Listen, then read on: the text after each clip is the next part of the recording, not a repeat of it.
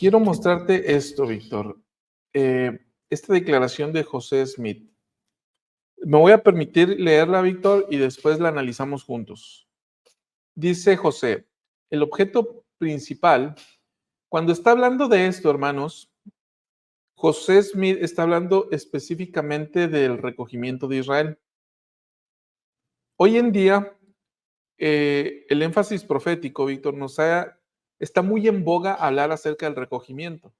Y me parece, Víctor, que está muy claro en la mente de los santos lo que implica este recogimiento, que es llevar a cabo las ordenanzas de salvación y exaltación en ambos lados del velo. Predicar el evangelio en ambos lados del velo.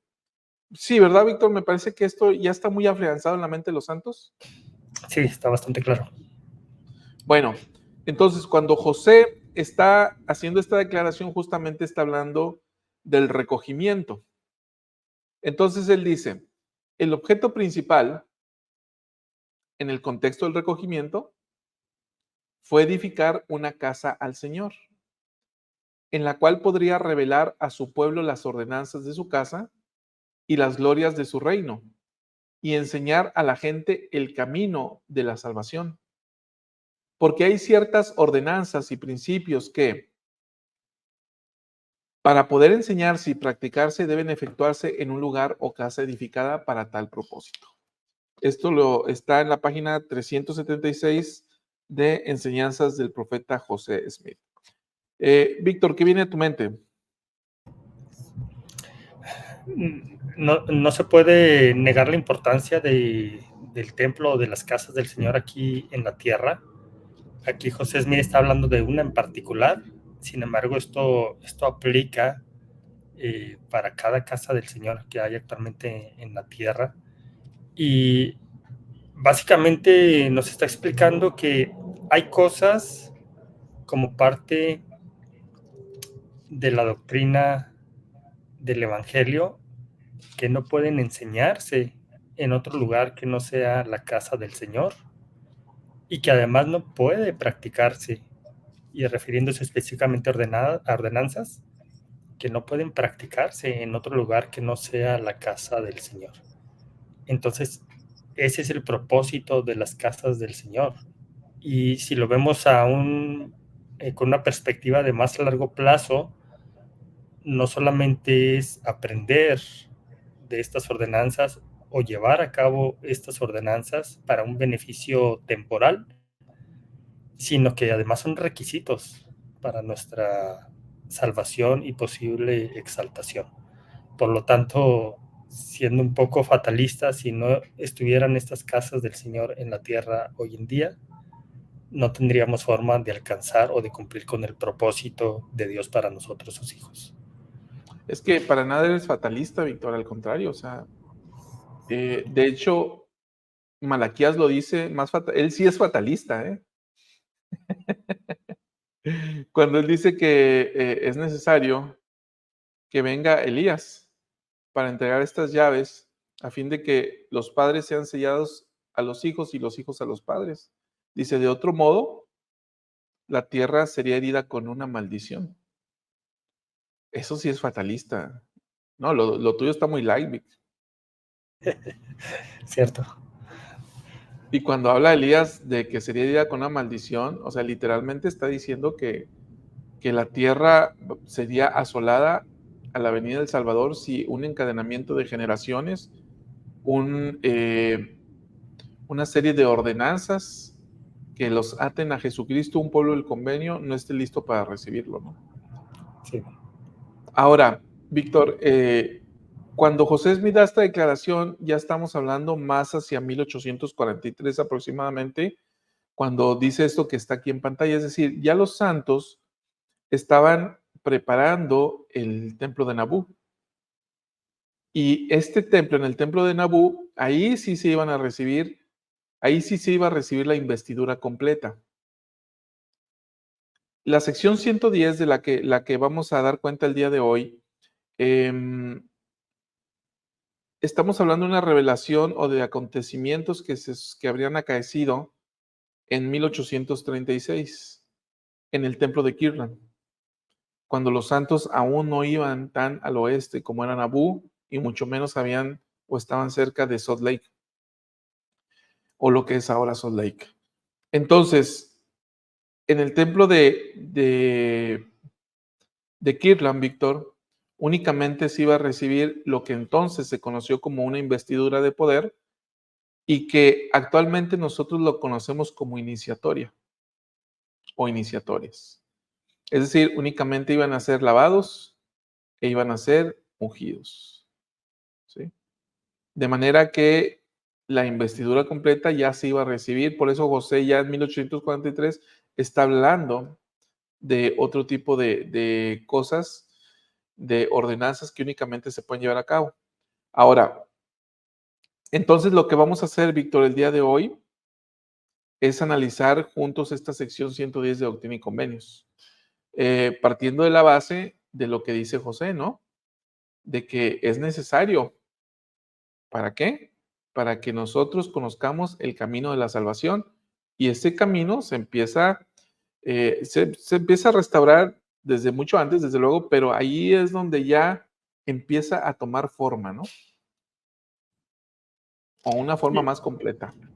Y ahora que comentas eso de los tiempos y de los templos en relación a Kirtland y Nabú, es interesante pensar en, sabemos que el Señor sabe todas las cosas, ¿no?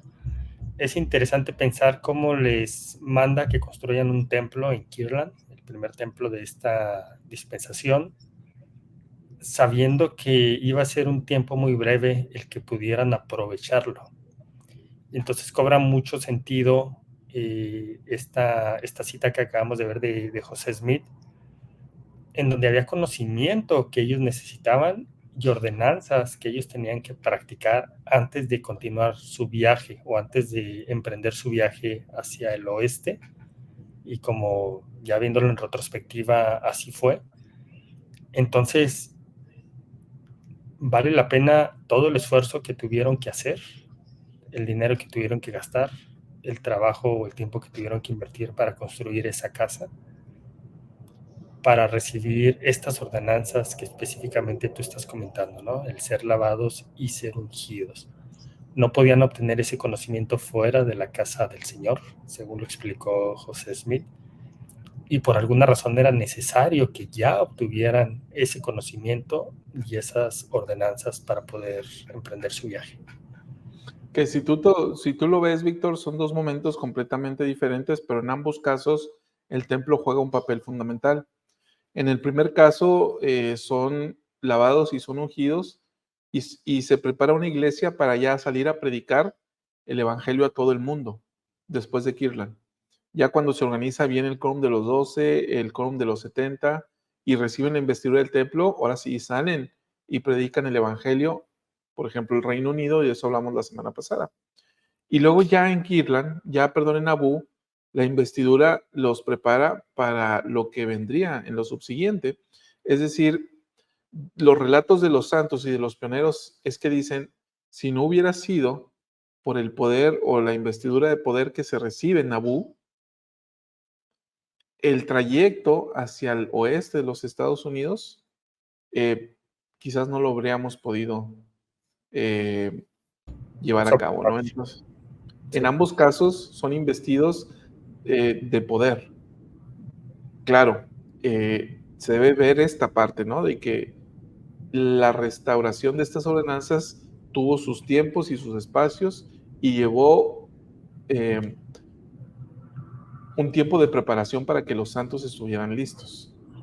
Ahora, Víctor, me parece que ya sin más, vamos a la sección 110 porque lo que tratamos de hacer aquí es escudriñar y vamos a escudriñar juntos. Para eso, pues lo pongo en pantalla, Víctor. Entonces voy a leer el versículo número 1, lo voy a hacer un poco más grande. Aquí está. Y dice, el velo fue retirado de nuestras mentes y los ojos de nuestro entendimiento fueron abiertos. Cuando habla en plural mentes, está hablando José y Oliver Cowdery, quienes fueron quien en esta ocasión estaban en el púlpito del templo de Kirtland después de unos servicios dominicales, recorrieron una cortina o un velo que separaba el salón principal del estrado, y estando ellos en ese lugar, entonces tuvieron la manifestación de la que estamos hablando, o la que comenzamos a leer. Y José entonces comienza narrando, si se fijan en el versículo 2, comienza diciendo, vimos al Señor. Y después de eso van a venir los 3 mensajeros de los que hemos hablado bastante al analizar el discurso del presidente Nelson, y que la próxima semana, de hecho, todavía vamos a profundizar más. Entonces, Víctor, en este versículo 1 está hablando José de cómo es que ellos son capaces de ver la presencia del Señor, pero ¿qué sucede para que esto acontezca, no?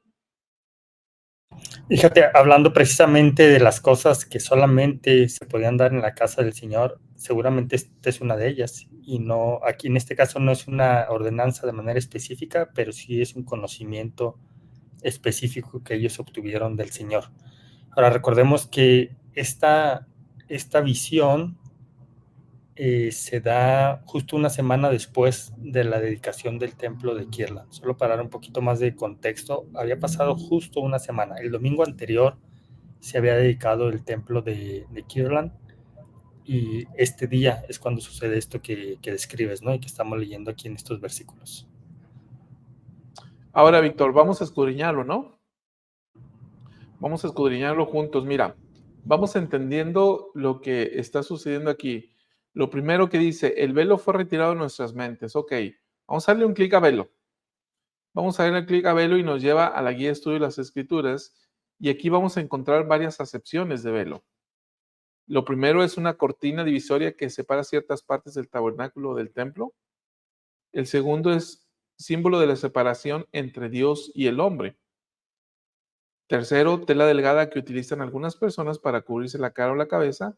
Y cuarto, un estado de olvido producido por Dios, mediante el cual quedan borrados los recuerdos de la existencia preterrenal.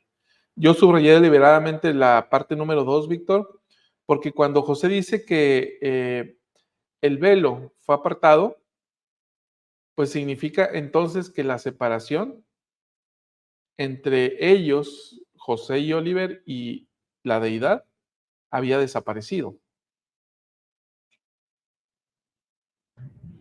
Sí, de acuerdo, ¿no? Entonces, en ese contexto de lo que estamos viendo, es a esta acepción a la que se refiere. Es decir, fue de alguna manera a quitar ese obstáculo que limitaba o impedía estar en la presencia del Señor. En este sentido, estamos hablando de este velo que menciona el versículo 1. Y ahorita, Víctor, al analizar la revelación que estamos que está en pantalla, vamos a entender por qué sucedió esto. O sea, ahorita nada más vamos viendo, ok, ¿qué es el velo? Ok, este velo fue retirado.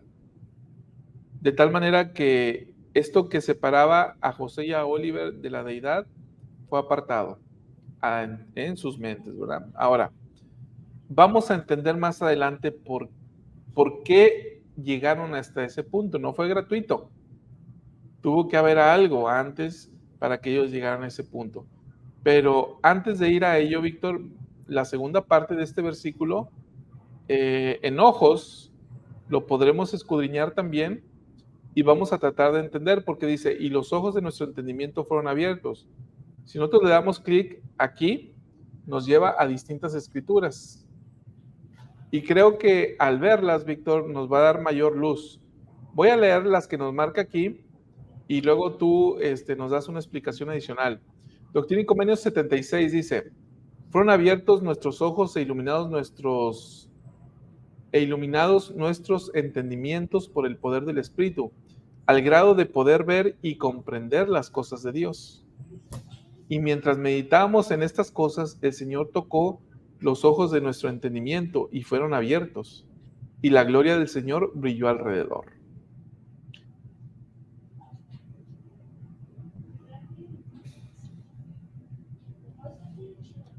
¿Te quedaste mudo? Oh, perdón. Creo que se me cortó un poquito y no sabía si habías terminado. Fíjate, es bien interesante. Habla en el versículo 1 de dos aspectos. Yo ahorita me refiero específicamente a la parte de esta referencia que estamos leyendo, pero está hablando de mentes. Dice, el velo fue retirado de nuestras mentes. Por lo tanto, estamos hablando que ese estado o ese significado que veíamos de velo, en donde significa una separación de nosotros y Dios, parece que es un cambio en nuestra mente. Es decir, es un asunto de nuestra mente. De alguna manera nuestra mente, no sé cómo explicarlo a nivel de química, pero de alguna manera nuestra mente deja de absorber esa parte de conocimiento que tendríamos si estuviéramos en la presencia de Dios. Porque de que lo teníamos antes de venir a la tierra, lo teníamos. Entonces, algo sucede en nuestra mente y entonces él dice, el velo fue retirado de nuestras mentes. Es decir, hay un cambio en nuestra mente y lo que eso tiene como consecuencia que se abran los ojos de nuestro entendimiento. Y aquí cuando hablamos de ojos, podríamos pensar que son nuestros ojos literales, ¿no? Es decir, que de alguna manera podemos ver más allá, pero no, está hablando específicamente de los ojos de nuestro entendimiento. Y entonces aquí en esta referencia que estamos viendo, que es Doctrina y Convenio 76, me parece, eso Sí. que acabo de leer, versículos 12 y 19, fíjate lo que dice, fueron abiertos nuestros ojos e iluminado nuestro entendimiento por el poder del Espíritu, al grado de poder ver y comprender las cosas de Dios. Es decir, yo lo veo más en un sentido figurado, el que se abran los ojos de nuestro entendimiento. No es que realmente nuestros ojos se abran más, o no es que unas gafas estén puestas sobre los ojos para ver mejor lo que podemos ver físicamente. Significa que vemos más allá de lo que nuestra capacidad normal como seres humanos en este mundo terrenal podemos ver. Entonces, es un poco figurativo el que se abran nuestros ojos, pero tiene que ver con ese estado o con ese cambio en nuestro estado mental o con ese cambio en nuestra mente para poder comprender cosas que de otra manera no comprenderíamos. Pero fíjate, Víctor, es bien interesante esta parte. José en la sección 110 no es tan descriptivo como sí lo es en la sección 76. La sección 76 trata sobre la visión sobre los reinos de gloria. En esta primera ocasión, la sección 76 está acompañado de Signor Rigdon. En esta segunda está acompañado de Oliver Cowdery. Ahora, en la primera ocasión, en la que de lo que estamos viendo, él dice, mientras meditábamos, es decir, hay un ejercicio, ¿no? Hay un ejercicio previo que ellos hicieron para poder llegar a ese punto. El velo no se quita en automático, los ojos no se abren simplemente por abrirse. Nuestro entendimiento no se hace más claro, sino que hay un ejercicio de meditación. Fíjate, dice uno de los